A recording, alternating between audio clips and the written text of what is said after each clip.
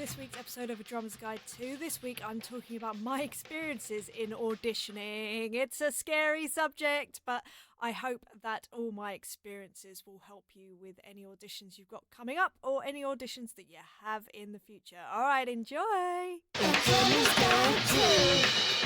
Today I wanted to talk about the mental side and the preparation side of auditioning. So my very first audition was when I was, 14, and it was for a heavy metal band. And I'm terrible at auditioning. I have been terrible at auditioning. The older I get, I think the better I get. And to be honest, I think the less I sort of worry and fixate on the outcome. I just sort of enjoy the process, because the more I do it, the more I realise that there's so many factors and so many of them are out of your control, so let's just do the best I can and see what happens from there. So I just wanted to talk to you about what I do to prepare for an audition, what I physically do, what I mentally do, and hopefully these things that I do will help you to prepare and, just enjoy the process more than anything, because it is quite a enjoyable process because it's so bizarre, really. So let's talk about an auditioning process, a general auditioning process. So generally, although it's not always the case, you would probably receive a track, maybe 2, maybe 3, maybe more, to practice that you're going to actually be playing in the audition. This isn't always the case. Like I say, sometimes in some auditions that I've been to, you get the track on the day when you're sitting in the waiting room waiting to go in. So the way that I would prepare for that scenario is be really good at learning songs quickly. Now I know that sounds like, what you can't just do that. Yes, it takes time. So what I've done for years, I've charted songs, I've made roadmaps. I think by the time this video comes out, there will be another video that's already been out which shows how I chart songs and stuff like that, so you can watch that. I'll probably do a more in-depth one as well at some point, just to help people out, because another drummer showed me how to do it, so it's only fair that I then show you guys how to do it, because that's what it's about, isn't it? So learn how to learn songs quickly. If you can learn a song within one play of it, as I've said in a previous video, not only is that useful, it looks quite impressive as well. So if you want to impress a bit, it's quite a good way of doing it. But in most scenarios, I'd say, what's the percentage maybe? I'd say 70% of the auditions maybe more, 80% of the auditions that I do, you get the tracks beforehand and you have time to prepare. So here's how I prepare. Usually, you get the tracks maybe the day before, maybe 2 days before, maybe a bit more. But yeah, if you can think, right, in my head, I'm going to get these tracks the day before, unless they've already told you you're not going to hear them till the day, which they should, and if they don't, that's a little bit mean. Maybe ask the question, just say, if they call you for an audition, maybe you need to clarify with them, material-wise, am I going to hear something on the day, or are you going to send me something, or whatever. Anyway, let's say you get a track a day before. This is my process for, in fact, learning any song. I treat learning an audition track exactly the same as learning a song for a gig. So because I do a lot of gigs where there is no rehearsal, you just turn up and you just do it. So you have to know these songs inside and out, but you haven't even got to just know them inside and out. You've got to know them to the point that, say you're playing and the guitarist, or say they've all played together before and actually you're the one coming in and they have actually changed the arrangement where they miss out a verse or something, or they do a double chorus instead of a single one, which is on the record. You need to know songs to the point that if they've changed something, you can move with them and realise, oh, right, okay, they've added in that. They've added in an extra 4 bars. They've added in an extra 8 bars. They've taken out 16 bars. Oh, they've put in an extra solo. You need to know that if that happens, you know exactly where you are. Okay, they've put in another solo, which means that we're probably going to be going to the chorus after this. So you need to know it to that level, that degree. You need to know that that riff is a chorus riff.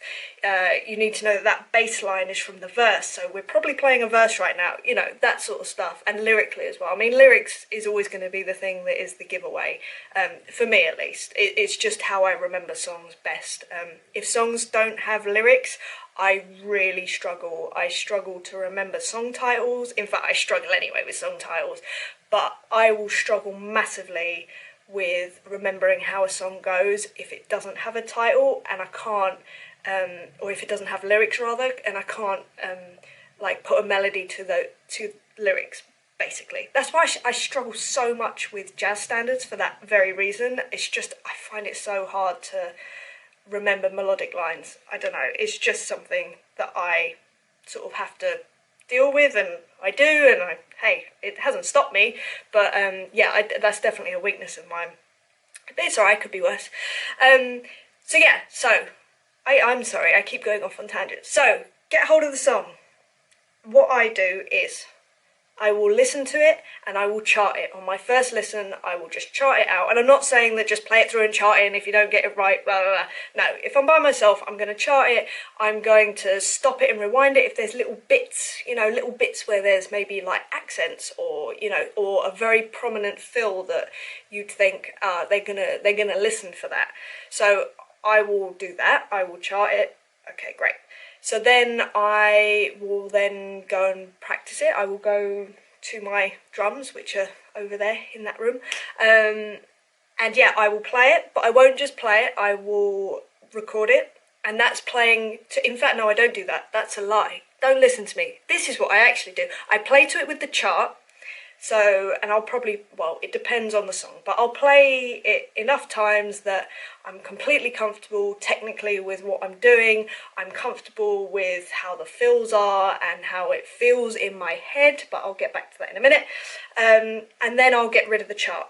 That'll be the next thing. And then I'll play it a few times without the chart and confidently, not tentatively, and I won't second guess any moment. I will know exactly, right, this is the end of the chorus, and now I'm coming into the middle 8, and yeah, cool, and this is all coming together.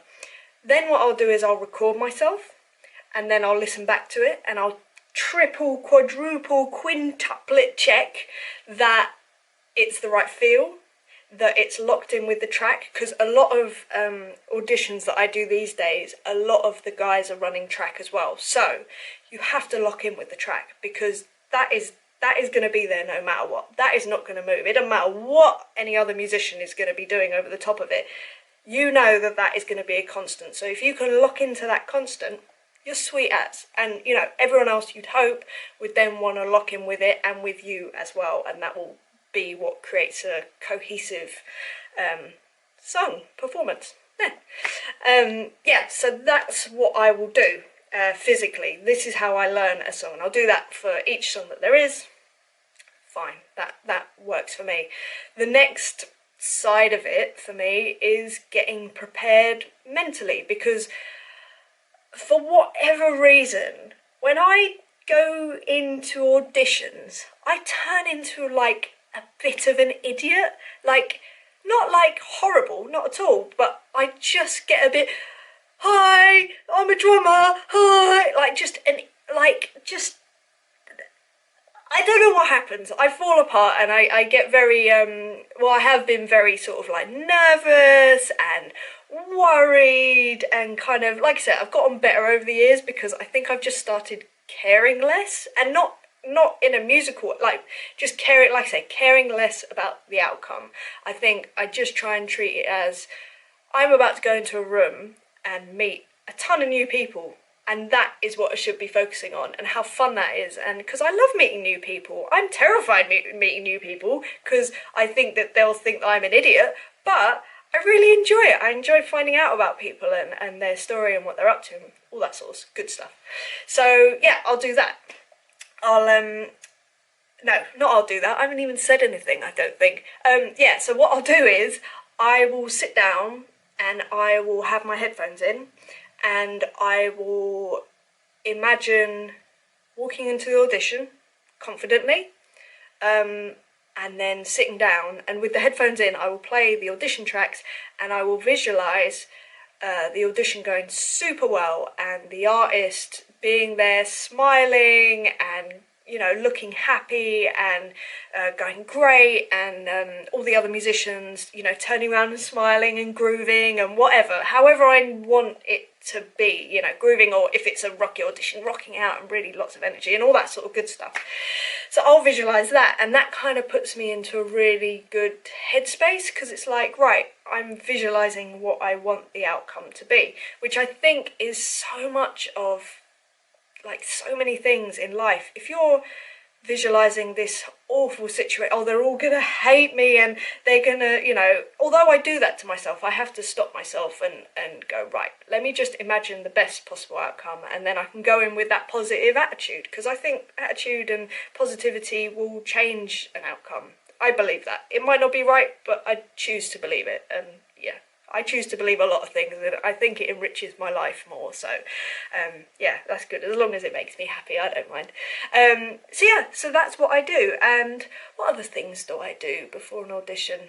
Oh, so some people will research an artist. Now, this is just my personal preference, and it's something that I've always done, but consequently it has made me feel slightly awkward sometimes.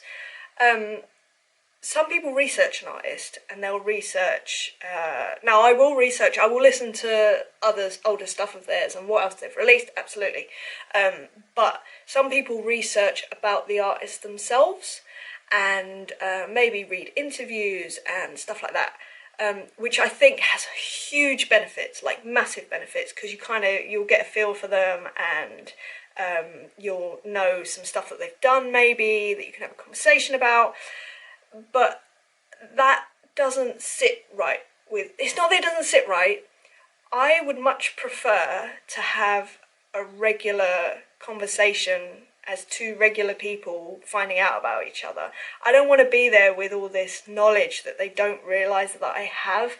And also, you know, if you read an interview or an article about an artist, at the end of the day, no matter how you look at it, even if it is an interview, the spin of it will be slightly of the interviewer's point of view or the article writer's point of view. So you can end up having these preconceived ideas about someone before you even meet them, and I don't think that's fair, and I think it brings a certain attitude to the situation, which, as I say, I think it's unfair to the artist. And I had one particular artist that had such a bad rep. This is when I learned. Yeah, they'd had really bad press, and I went into this audition, and all I kept thinking was, oh, this is going to be a nightmare. This is just, I've heard, you know, you couldn't get away from the press of this artist. I hadn't particularly sought it out, but it was everywhere at the time. So I was like, oh, they're going to be an absolute nightmare, and it's going to be such a pain. I'm still going to do my best, but, you know, I don't know what I'm about to walk into. And the artist came in and was the absolute sweetest, kind, happy, generous, and clearly incredibly hard-working artist. And they were young. They were really young. And from that moment on, I just went, you know what? I don't want to, you know, take someone else's opinion of anyone. I mean, I have that anyway. I'm a real stickler for taking other people's opinions of people. I don't think it makes sense. I'd much prefer to meet someone and form my own opinions and my own experience, because I like to try and find the positive in people, and I'd rather concentrate on that, because, as I say, I think it just gives you a much more enriched life and better quality conversations and experiences. Anyway, I'll stop talking about that. But that was my lesson in, like, right, do not do that. Now, this does have a flip side, because sometimes you'll be speaking to an artist And there are some things that, actually, I should say this is my personal feeling. No one's actually ever told me this, but, like, no artist has told me this. I feel like sometimes there's some things that they will talk about that is very common knowledge that you should know.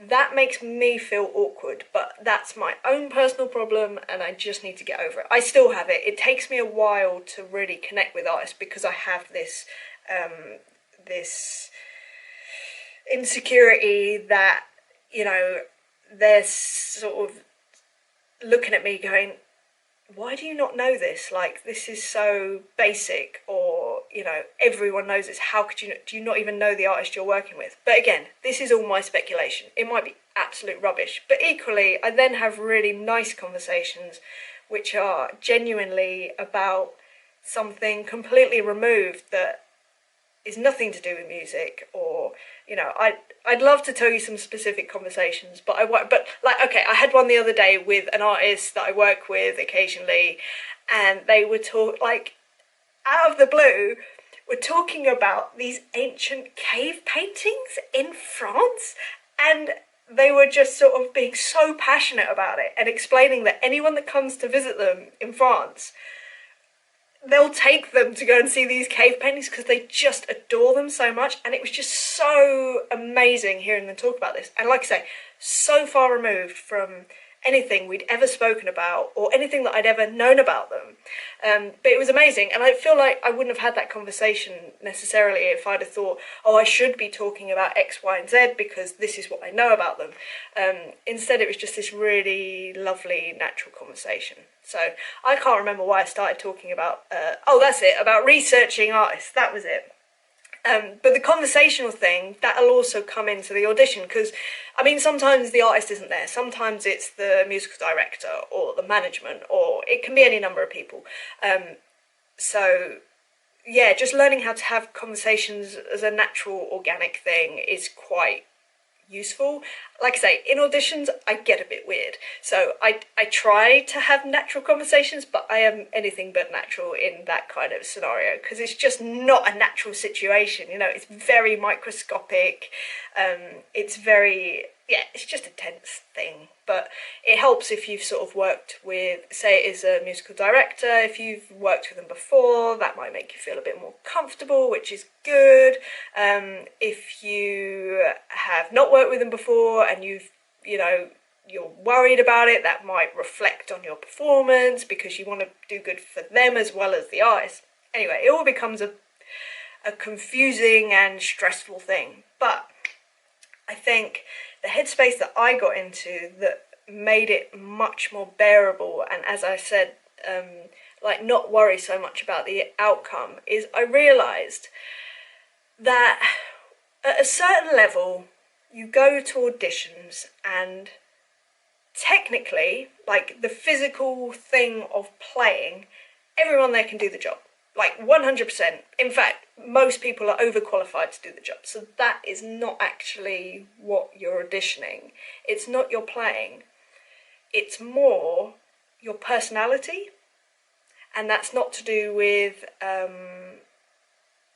if you're, you know, it's more about, it's not about being the right, well, it is about being the right person, but it's more about being the right person for the group that you're auditioning for, as opposed to a nice person or a horrible person, or just be who you are. Because I might go into an audition, and although I'm quite outgoing when it comes to talking about this sort of stuff, I'm actually quite on a tour. I think I'm quite an introverted person. I'm quite a quiet person. I'd much rather sit and listen to someone talk about stuff than talk myself.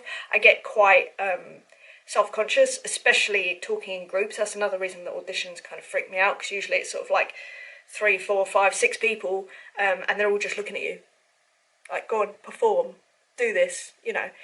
So that gets me a little bit. But then I try and hone in on one person, and if I can connect with that person, then it kind of opens me up to the room. So that's how I handle it.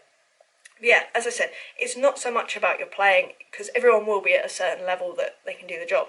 It's more about your personality. It's also about the way that you perform, because let's say you're working with an artist like Bette Midler. Right, perfect example. Let's say you're working with Bette Midler and she's doing a bunch of gigs, and you are a player that plays like, when you perform, Taylor Hawkins. Those two things probably aren't going to marry up. But if you have the capability to play a bit more kind of relaxed and a bit more sort of like chilled and just moving and in the groove, and it's not about big and it's more about emotion, then that's great. Maybe you're more of a fit. So yeah, I think it's just, oh, and the image thing as well. It is a thing. It's annoying, but it is a thing. I'm more likely to get called for a rock gig than I would be to get called for, say, well, the Bette Midler thing. Even though randomly I have done that, although it's TV stuff, it's not playing, it's like miming stuff. But anyway, but yeah, I'm more likely to get called for The Darkness than I am for Bette Midler, even though I did do both. But anyway, that's a whole other thing.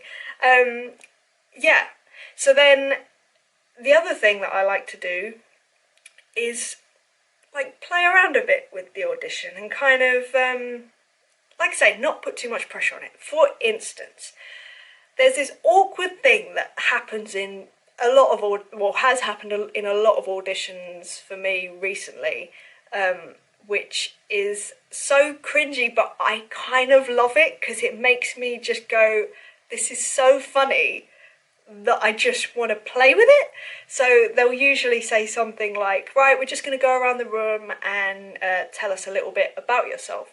So I love it. I'll just be like, hi, so my name's Emily Dolan Davis. I'm a drummer. I've been a drummer for the last 20 years, professionally for the last 10. I've played with, depending on the audition, because you want to tailor the artist you've worked with to the artist that you're about to play with. I've worked with The Darkness and Brian Ferry and Tricky, and I love long walks on the beach.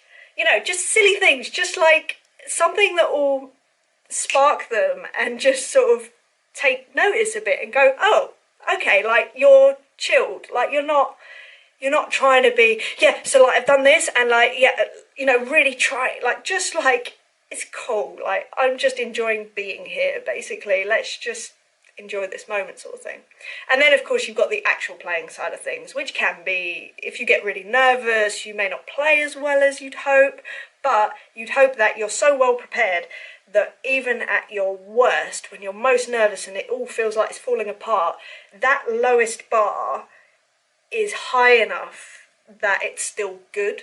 And I've always had that feeling that even on your worst day, it still has to be an incredibly high standard. And that's kind of how I roll with my learning stuff and knowing stuff to that level and being comfortable to that level, that I can be like on death's door, you know, with a fever and a cold, and which happens, you know, you're on the road and you can barely walk, but you have to go and play, and it's like, even in that state, you can still do the show. So, yeah, I think that sort of brings the auditioning, the physical auditioning side of it. Oh, also, when you are playing, it's sometimes good, well, it's always good, I feel, to try and connect with the other musicians, if there are other musicians. I have to tell you a funny story, actually. So, I've done some odd auditions in my life, like really strange, when you're just like, what is this? The funniest one was, do you know what? I don't remember who it was for. If I did, I probably wouldn't say. Would I? I might. Anyway, it was for a video. It was some UK artist's new video, and they wanted a drummer, and they wanted it to look cool and whatever. Anyway, I got this phone call. Can you come down and audition? I was like, yeah, totally. Like, just send through the track. Yeah, cool. Learn it. Fine. I knew that it would be a mime because it's a video. I will talk about videos and TVs and how best to prepare for that, because I think a lot of people don't actually understand how that whole thing works, but I'll do that at another time. Anyway, I got down to this audition, and the address, I remember thinking, this address is weird, because usually when you go and audition, especially in London, you kind of know, like, you're always going to be auditioning in a studio, especially as a drummer.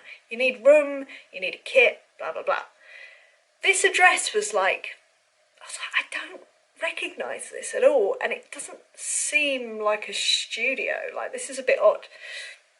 Anyway, I'm not here to judge, so I was like, I'm just going to rock up, I'm going to do my thing. If it happens, great. If it doesn't, fine. Not a thing. And I got down there, and it was literally like an office, apart from that it didn't have any, well, the room that I was taken to, which is where I guess it was the manager must have been, and the label, I don't even remember. It was literally a room with a couple of chairs, and then one in the middle of the room. And I was like, what is this? This is an audition, this is like an interview, this is really strange. And then I sat down and they were just like, okay, great, so we're going to play the track, and if you could just play along. Sorry, there's no drums here. And I was like, oh, are we not, I thought it was for drums. Like, I'm auditioning, sorry, I should have mentioned, like, I'm auditioning to play the drums. Yeah. What? Yeah, so if you could just, like air drum, then that would...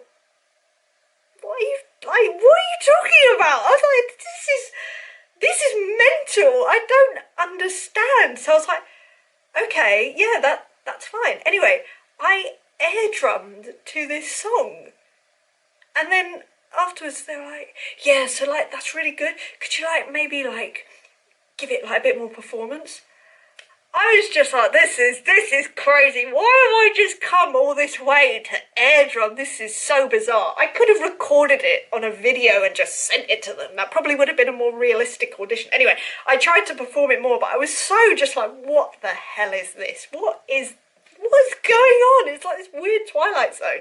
So, yeah, anyway, I did it with a bit more performance. And, yeah, and then they're like, okay, great, thank you, see you later. I was like, okay, so I left. Didn't get it. Totally didn't get it. I'm not surprised. My face was probably, well, exactly what it was just now. Just like looking at them like, I don't understand what you're saying. But, you know, you just try and understand what they're going for and just go with it. But I clearly didn't do a good enough job of that, but it's alright. And I've had other really funny auditions where I went for one particular one. Again, this was for a video as well. I'm not very good at video auditions, clearly. I'm alright at the playing side, but the actual like miming video stuff, not so good. I remember going to this one audition, it was great. And I sort of like played along to a song to audition to. They did have a drum kit at this one. And then at the end, they said, yeah, because obviously when I play, I don't know if people have seen me play, I smile quite a lot, and it's just because I love it. I love what I do. And then I was playing, and then they said at the end, it's really good. Would you mind looking a bit more, you know, like moody when you do it? Like the next time, can we do another one? And I was like, yeah, totally. That's totally fine with my smiley face. And this is what I did throughout the whole of the next one. What an idiot. Yeah, so clearly I don't know how to look moody at all. Although my parents would say something different when I was a teenager. I'm sure I had that moody look nailed. Yeah, so I didn't get that one either, which is fine. I remember wearing a really nice blue top, which wasn't mine actually, that I borrowed. That's all the only other thing that I remembered about that audition. So yeah, so you do have sort of like a lot of random situations, and you kind of got to just go with it. Like there will always be like a random element to it. Oh, that's the other random element that can happen is they might say, oh, so we've got this riff that we've been jamming, like, do you want to jam along? So you've got to be flexible enough to kind of do that. And the key to that is just listening to all the other musicians and trying to connect with them, because no doubt if they are jamming a riff or whatever, they're going to be really open to connecting with you to help you and to make it sound good. So always try and sort of connect with the other musicians. Smiling helps. I'll tell you one thing that a couple of times has been mentioned, and I mean, I don't do this on purpose, I just happen to do it. When I play songs, I sing along to the lyrics, sometimes audibly, unfortunately, but mainly just mouthing along, because I just enjoy it. It makes me enjoy the songs more, it makes me connect with the songs more, it's just what I do. And a couple of artists that I've auditioned for, I think a big part of the reason of me getting them was because I was singing along and I was enjoying it, basically. So that's quite a good thing to do, but only do that if you actually, like, always just be yourself. I think that's another huge thing, which it took me years to realise. I was so busy trying to be everyone else and fit into a certain mould, and as soon as I just went, you know what, this is who I am and I'm okay with it, and let me just be the best me that I can be. And yeah, sometimes I still didn't get auditions. That's fine, that's part and par of the course. But it was always really nice to know that when I did get them, it was because I was me, and I don't have to put on some facade, which, by the way, you can't keep that up anyway. Like I was saying on another video, I think on the tour bus one, if you're at a tour bus with people, on any tour with a bunch of people, your true colours will shine pretty quick, because you can't keep that, like, you can't keep that up 24 hours a day together for like months. You'll reveal yourself to be who you are. So, and that's a good thing. I think you should just be you. It's a lot easier as well, aside from anything. So let's say you've done the audition. This crazy audition that has made no sense in the way that I've told it, but, you get an idea of some of the things you might get asked to do and the kind of headspace to get there. And then what do you do after the audition? So usually they'll just say, yeah, okay, great. Thanks so much for coming down. We'll be in touch, usual sort of stuff. Sometimes you just won't hear anything. And so for me, that used to get to me a lot. I used to be literally waiting by the phone. I would be, have they emailed me? Have they called me? Have they left me a message?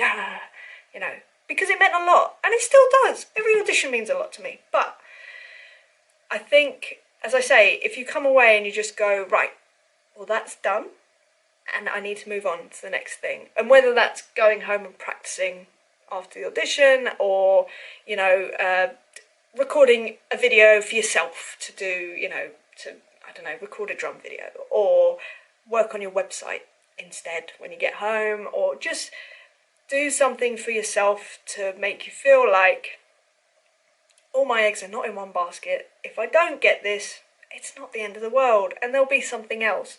Or another thing, a good thing to do is go and do a gig that evening if you can. So I just kind of I almost block it off. I go, right, that's done, and I move on to the next thing. And that way, if you do get the call, then it's a lovely surprise. And if you don't, it's like, well, it's not a big deal. Some people deal with the aftermath of auditions differently, and I admire people that do this. I'm not one of these people because I'm too scared. Some people will call up whoever was running the audition and chase up whether they'd got it, or, well, obviously they haven't if they haven't heard from them, but chase them up on what's happening. And also, if they don't get it, they will ask for feedback, which I think is incredibly brave. I've never done that for a couple of reasons. One, I'm too scared, and two is that I don't. What is the reason? It's not that I don't want to seem desperate, because that's not the right term, but I want to be as easygoing as possible, so that, put it like this, right, the MD has decided you're not the one for the audition, fine. I want to be the person that doesn't hassle them or anything, so that the next time they go, that Emily girl, yeah, she was cool, because they remember me as the drummer that came into the audition and maybe wasn't right for it, but maybe there's something else that comes up and they go, they might be really good for that. I don't want to be the person that you go for the audition, you don't get it, you call them and go, why didn't I get it? And they're put in an awkward position because they kind of have to give you feedback. They might feel awkward about it. They might be a bit like, I don't want to hurt your feelings, but I'm trying to be honest. And, you might be putting them in a slightly awkward position. Plus, if they're doing auditions, they've probably got a million other things that they need to do to get this band together and get it rolling. So kind of, that's the last thing you want to be doing is creating stress, extra stress and pressure for them. So when a next audition comes along, they might say, yeah, they might be good. But do you know what? do you remember last time? And they just kept hassling me afterwards. I just don't think I could deal with that afterwards, because in case they're not right for it, you'd rather be the one that comes in, just does your thing, and is remembered purely for your playing. Anyway, I hope that this rambling has kind of helped you, and you can take a few of these things into your next audition situation. Like I say, I'm always learning. Every audition I do, I learn something new, and yeah, I think the takeaway from this really is prepare enough that it means that you can enjoy the actual audition process, because it is fun, and if you can make it fun, it will come across, because people want to be around nice, fun, positive people. Nobody wants to get some musician that comes into audition and they think, the thought process is not, do you know what? They're really negative. I really want to spend the next 2 years with them on a bus. That kind of process doesn't happen. So, just try and be yourself, have fun, be positive. I think that's all I have to say on the matter, at least for now, but I'm sure I'm sure that there will be more stuff soon that I will say about this that I've forgotten. Hope that episode gave you some food for thought and that it managed to help you get to where you want to be when it comes to auditioning. And as I said in the episode, so much of it is to do with headspace. And I think if you can really get to a place where the outcome is irrelevant to you and you can be in that relaxed space, then you're just going to come across as the best version of yourself in those sorts of situations. So I'm going to keep asking you to do this at the end of every episode for the foreseeable, and that is to do me a huge favour and sign up to the A Drummer's Guide to mailing list. This is because I'm so terrified that the algorithms on different social media means that you're going to miss out on episodes. Also, if you're following any of my videos, same problem. So through absolute fear, and I'm sure you've heard me talk about fear, and there's some episodes coming up about it, please head over to www.adrummersguide2.com and sign up to the mailing list. I just want to be in touch with you, basically. I really like you. I really do.